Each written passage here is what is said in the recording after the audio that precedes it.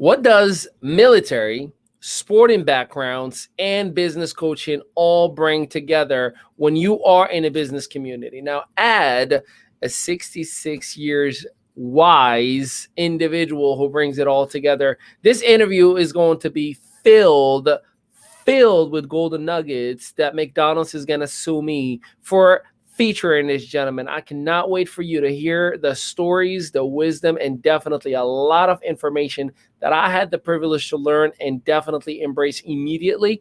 This is the ME Show.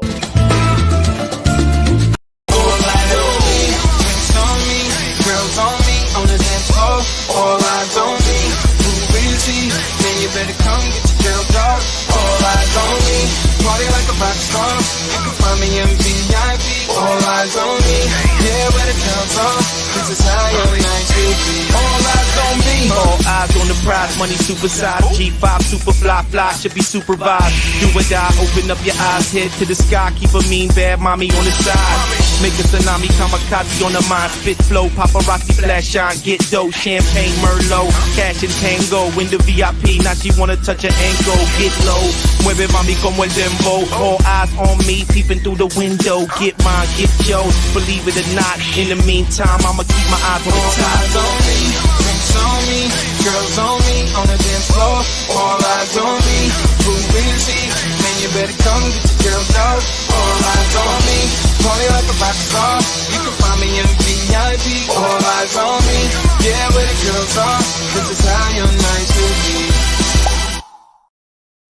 All eyes on me indeed. And oh my goodness, ladies and gentlemen, I am so excited and definitely privileged to have with me for the very first time on the ME Show, certainly not the last, the one, the only Tim Stewart, a.k.a. Coach Papa. Loving the music. I can't, it's still playing. I'm telling you, it's all about bringing that positive energy. And Coach, first and foremost, thank you so much for taking the time out of your schedule for being here with us. I had the privilege to have you on a recording session, not this last week, the week before, and you were featured in your Strategic Partner podcast, which, by the way, everybody, I'm going to put the link in the comment itself, one of the best podcast episodes that I can recommend for you to listen to. And Coach, for those who may not know about your greatness and for those who may not have the privilege that I do to collaborate and work with you, tell the listeners and the viewers a little bit about your background, how it all started, where are you right now, and where should we be expecting you to be heading in the near future? It gets to the point, Ali, that when somebody's introducing you, you don't want to admit that you did all that stuff because it just makes you really old. I mean, you mentioned 66. This is the last year I can measure my age on 2 dice, right? I got to have a third dice in there now to Yes, figure out how old I am. I was raised on a farm in Western Nebraska. A lot of my work ethic came from those early agricultural years, but also the storytelling. When you wake up in the morning and, there's stories going on from the neighbor, the cattle, there's nothing, a farmer can't just say, I took the cows to the pasture. He's got to go into the rattlesnake and you get the whole 9 yards. But I wasn't real happy on the farm growing up. I was kind of I wanted to get out there and do something great in the world. I had been fortunate enough to be a very talented athlete in school. I had 3 state championships in 4 years of high school, once in football, twice in track and field. And at 18, I had a knee injury that my college scholarships weren't looking that good. And Uncle Sam said, raise your right hand and swear at me. So I did. At 18, I joined the United States Army and became a military policeman. Shortly after that, as I started my career, and there's a whole story around it that we talked about on the podcast. But I went up to the orthopedic clinic when I first got to my duty station at Fitzsimmons Army Medical Center to check out the orthopedic clinic and find out who was going to fix my knee. And as the elevator door opens up, there's this cute little redhead there. And I thought, if I get to know her, I'll figure out who's going to touch my knee and I can go play football. Well, they never touched my knee, and on April 11th, I'll be married to her for 46 years. God bless. You know, every action you take, every decision you make has future implications. Well, along the way, my military career, my active duty time came to an end. I stayed in the National Guard Army Reserve for over 21 years of training, several of those years at the Officer Candidate School as a senior drill instructor. But I started coaching. In 1977, Dorothy Cooley asked my wife and I if we'd coach a softball team. And that started a career that has now spanned 45 years and over 5,000 athletes. As you know, the opportunity to coach these young men and women came along, I realized that, you know, there are coaches and there are people who coach. And I wanted to be a coach, not just somebody who stepped into a role. You can tell somebody who just steps into a role because they're always screaming at the referees. They're always just, you know, being stupid for the whole world. It's all about them. A coach is all about the athlete always. And you know, as it translated into business coaching later on in my career, it's all about the client. It's all about the person. I see too many coaches today who it's all about their pocketbook and all about their bank account. No, if you failed as my client, that's your fault, not mine. And I've, you know, taken a whole different approach to coaching, and I take it seriously when you know, somebody's struggling under my guidance and making sure that they can find the tools they need to get successful. Along the way, I had a 25-year industrial career culminating with plant management. I left that position on September 10th, 2001 to become a stockbroker. And if you don't recognize the date, the next day the Twin Towers went down. And it was, you know, it was a unique time to become an investment professional. But over the next 5 years, I did a little over 50 million in sales. And, you know, I kind of slid myself as one of the better guys there, but I hated every minute of it. It wasn't my thing. As a farm boy, I didn't deal with people who, well, as my dad would say, were too big for their britches. And, you know, so many people, you know, they think they have a little bit of money, and because they have a little bit of money, they can tell you what to do or where to go. And that didn't work out. When I fired my first $1 million client, my boss looked at me and said, "What's wrong with you?" I said, "No, I'm putting up with that. I don't care about his money." I said, I'm not putting up with that. 2008, I published a novel, started a speaking career. Again, right as the real estate market crashed and everything went tumbling down. So my timing has never been the greatest, but that led up to 2019. In 2019, I logged over 63,000 miles traveling around and speaking. And nice. I thought, this is it. All of this has finally come together. And then along comes 2020. It's like, really? So I'm at fault for 9/11. I'm at fault for the crash of 2008. And if you want to blame the pandemic on me, go ahead. I got big Coach shoulders. Papa did it. But over this summer, I spent a lot of time and money learning how to harness the internet better.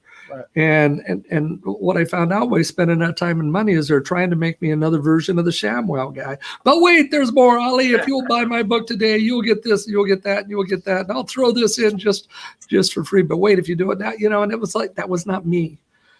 By the end of 2018, I had, or 2020, as we're coming in towards the end of it, out of the summer, I said, you know what? I'm going to slow down. I'm going to get back to my storytelling and my speaking and just kind of see where it takes me. Along comes Dr. Breakthrough. You know, Dr. Breakthrough, the energy drink for your mind. And without a drink. So that's right.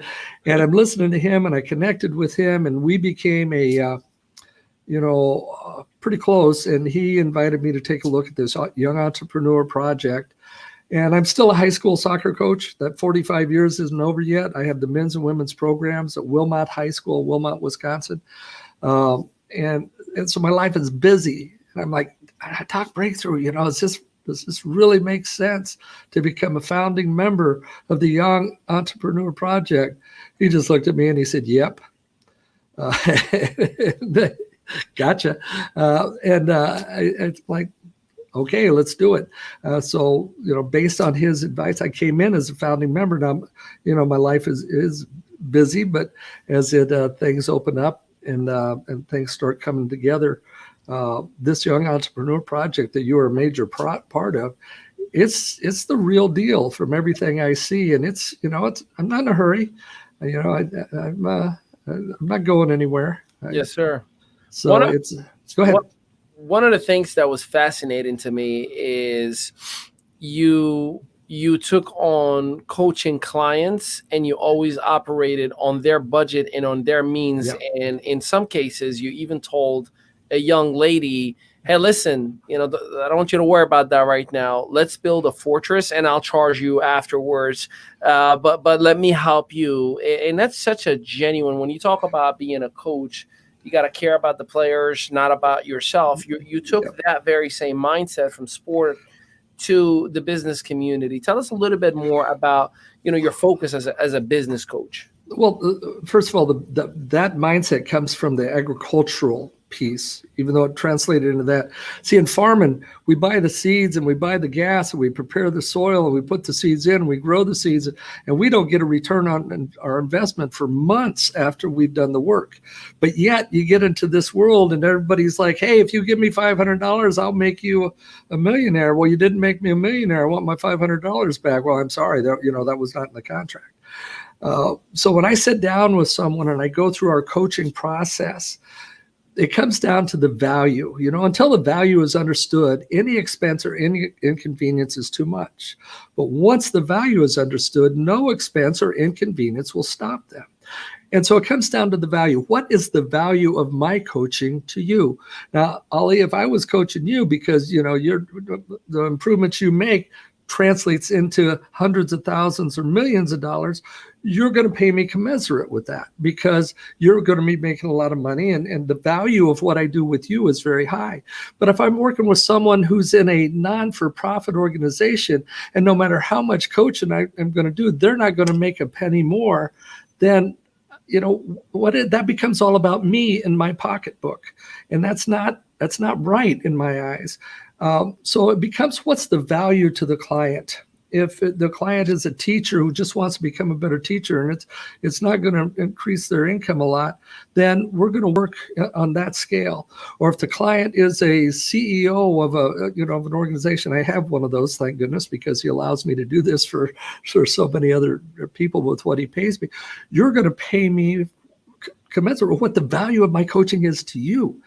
Other than that, if I'm setting a price tag, it's all about me. And there's a wit and there's a wham. The wham says, what about me?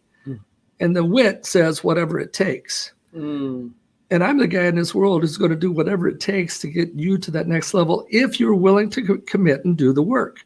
This line about, they got to have skin in the game. I'm so tired of hearing that line.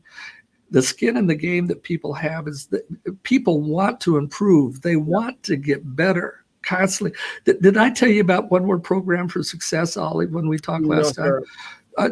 Man, we are programmed for success. Every human being on this planet is programmed for success at a very early age. They are programmed for success during potty training. And let me tell you why. You got to have a specific target to hit. You got to have a mentor coach who's going to help you hit that target, but it's not going to do it for you. You got to be consistent in your efforts. You must celebrate your successes, and you got to kind of let your failures just roll on down your leg. So if we have been programmed, I remember it now. You did tell me about it. If we've been programmed for success at that early age, that if we will keep doing those same things with whatever we're doing now and today, we'll be successful. But there's a problem, right? It's not about the target. We all know we've had 100 million goal setting and courses in this. That's not the mentor coach. My gosh, there's a million coaches out there and people got to hire them all the time. It's not even really being consistent in the efforts because people are doing that. But what it comes down to is these last two. We stop celebrating our successes. And when we stop celebrating our successes, believe it or not, our mind stops us from being so successful. But more importantly, it's our failures.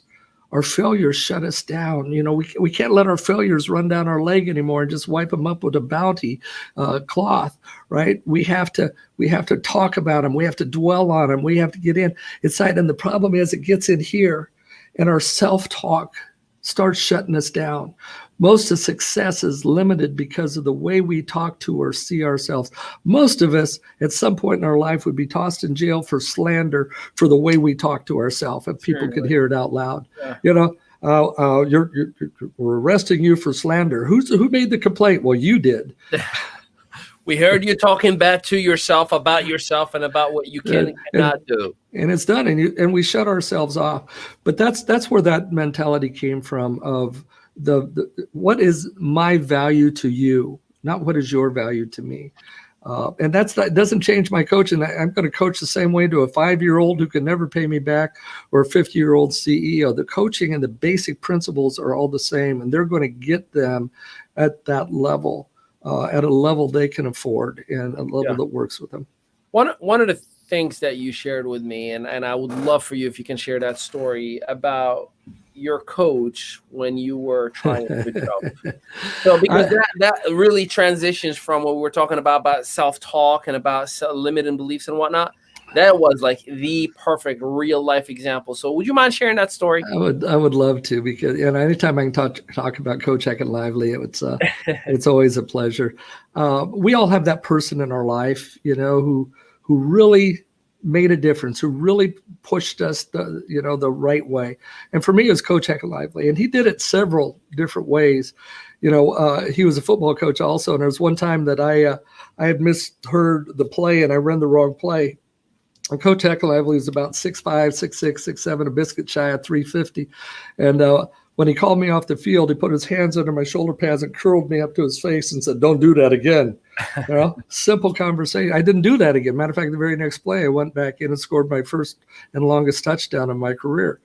But in track and field, he was my jumps coach. Now, I was 5'9", and I had a goal to high jump over 6 feet. But I had a mental block of getting over 6 feet. I jumped 5'11" several times in practice and in competition, but I would always miss 6 feet. Well, on this particular day, as I got out to practice, I was a middle distance runner, 400, 800. And I got out there, Coach Hackett Lively had the high jump pits all set up and ready. And he says, "Stu," "today we're going to do your jumps first." So he says, "I think the reason you're not getting over 6 feet is your legs are tired from doing all that running workout. So today we're going to do your jumps first." I said, "Yeah, sir, Coach."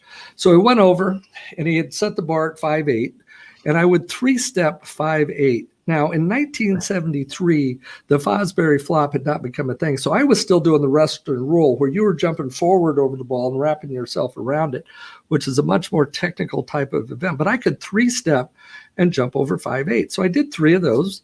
We put it to 5'10". I took my full approach. I did 3 of those. He put it to 5'11". I jumped that 3 times. He put it to 5'11 3/4. He called me up specifically, pointing right at that ruler on the standard. 5'11 3/4. It's not 6 feet. You see that, Stuart? I said, "Yes, Coach, I do." And I jumped it 3 times. And one of them on the video, when he called me over to look at it, I cleared it by over 7 inches. He said, "You got this. Today's the day you're going to get 6 feet." And I said, "Yes, Coach." And I missed it 11 friggin' times in a row. A 1/4 inch. Missed it 11 times. About halfway through that, he started in on me. He's like, "Stuart, you're never going to make it. Stuart, that's it. You're done. 5'11 3/4. That's it for you. You may as well just retire now." I was like, "Coach, stop. Coach, come on. You're my positive influence." So Coach had been, and now he started shutting me down. He got my self-talk all inside my head. And one time I even kicked the bar. And he said, "Let's just measure it and put it in the books and go get your rest of your workout in." So I'm all frustrated, and I go up there, and he gave me the smart end of the tape that day. Farm kids, you never give the smart end of the tape. You always have them hold the beginning, not the part with the numbers. He gave me the smart end of the tape, and I thought something was wrong. But as I held it up to the bar and I looked at it, it was at 6 feet 2 and a half when it said 6 feet on the thing. He had taken the standards into the shop class, and he had moved the measurement ruler on the side by 2.5 inches. So when I jumped 5'11 3/4, You were jumping 6. 6'2 1/4. Oh my goodness. But he had another 7 inches on that. If that's truly what I cleared that one by, that's like 6'9". I jumped high enough to go over. And when I did that, I looked at him, and he just smirked at me and said, "It was all here, Stu." And, I went on to clear well over that height. When I left school, I had the school record in the high jump, the long jump, the triple jump. the quarter mile and the half mile and the mile relay and the 2 mile relay. I had 7 school records coming out of that season because he had released me to understand that I could do more than I thought I could do. All I had to do was believe it and see it before I achieved it. Again, this is 1973. This is way before all the visualization. Before the secret and the law of attraction even was a thing. That's right. I'm going to write myself a $1 million check. And I wrote that like 17 years ago and it's never showed up, but that's another story for another day. But visualization, Coach Heck and Lively, I love you, man. And he's still out there going. He still walks every day. We talk at least 2 or 3 times a year. So that's awesome. Well, listen, first and foremost, and by the way, for those who are watching, the podcast itself is loaded with stories after stories after stories that have life learning lessons that are attached with them. And Coach Papa, I hope it's okay that I put, some of your contact information and contact information. Oh, absolutely. In the comment itself, websites and so on and so forth. So the world knows where to connect with you should they do so. And I know you always have a poem and, some final remarks and give us that poem as well. Well, since we mentioned 9/11 a little bit earlier, this is what I wrote on September 10th, 2002 for a celebration on the first memorial of 9/11. And where it came from, one of my clients, I was in the financial industry that day, as you know, and asked me to read a poem for 9/11. And I said, can I get a copy of it so I can practice it? And she said, well, I haven't found it yet. And I said, well, what do you want it to say? She said, I want it to say America is at its best when things are at their worst. Mm. The king was overtaxing his subjects far away. Things are really getting ugly until that fateful day when the colonists dressed as Indians descended upon the ships and tossed the tea into the sea as a cry rose from their lips. You can no longer overtax us. We have no more to give. So take your laws and leave our land. We choose to govern where we live. Things had gotten bad before, but this time was a first that saw America at its best when things were at its worst, and it started a tradition. A way of life, so to say, that has affected all Americans from then until today. Every time we get complacent and start bickering among ourselves, someone comes and tries to break us to cast our paradise into hell. But every time they do it, they find out like the rest. It's when things are at their worst that America is at its best. Now, this latest interruption that is known as 9/11, as they toppled the Twin Towers and sent thousands into heaven, is just one more reminder to those beyond our shore that we can be your greatest friend, or you can be no more. So take this as a warning. Those who would put us to the test, if you want to try to break us, you will find America and Americans at their best. Right on, ladies and gentlemen. Only Tim, Coach Papa Stewart. I'm so grateful for you, and it's an honor to have you in here. And make sure you definitely check out the podcast, episode 22. Again, I'm gonna put all of that information right in the comment, make it easier for everybody to press that click, and you'll be able to check it out for yourself. Thank you for everybody that has contributed and collaborated and speaking to us. Amen. And let us know if you are watching live or on a recorded version, and connect with Coach Papa himself. So I appreciate you. And all my branding is around Coach Papa. So if it's on LinkedIn, it's just /Coach Papa. If it's on Facebook, it's /Coach Papa Tim. If everything's around Coach Papa. So if you go out and find Coach Papa, we'll be able to connect. And I'd love to sit down and chat with you. So. Absolutely. And if you're wondering why Coach Papa, you're gonna have to listen to the podcast. I got the whole detail and the full scoop on it. Ladies and gentlemen, I thank you, Coach. I appreciate you so much. And until next time,